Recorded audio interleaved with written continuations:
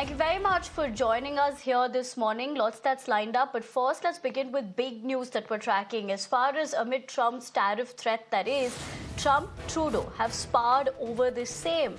In fact, Trudeau claims tariff war to drag on.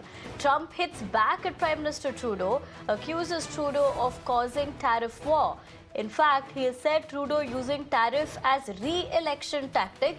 So clearly big statement, and with what we look at over here is political war of words. But what does Shinjoy Chaudhary, Times Network consultant, have to say about this?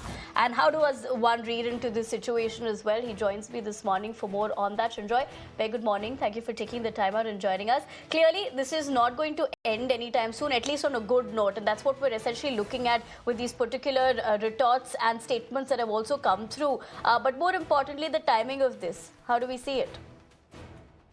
It's quite a battle between the Prime Minister of Canada and the President of America. It's all unprecedented in the sense that basically Trump has very little regard for Justin Trudeau, which is why he dismisses Trudeau as the governor of the 51st state of America, even refuses to acknowledge that he is Prime Minister of a country.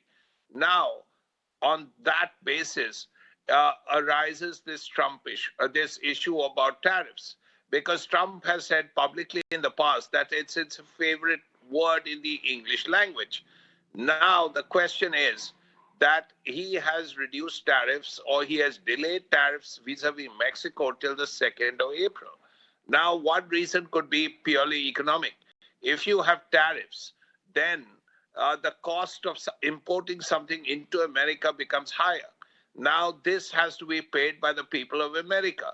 That is his voters. Now, this will lead to inflation.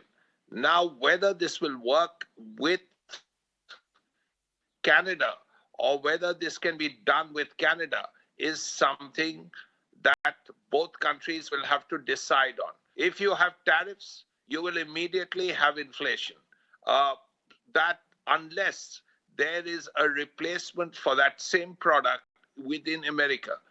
But in 1 month to replace a product is also not easy. So these are economic issues that are also political and personal issues. So how this works out, we will have to see by the 2nd of April, perhaps.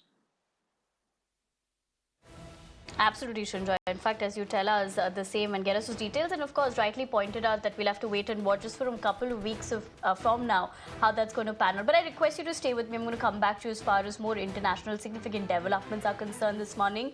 But before I do that,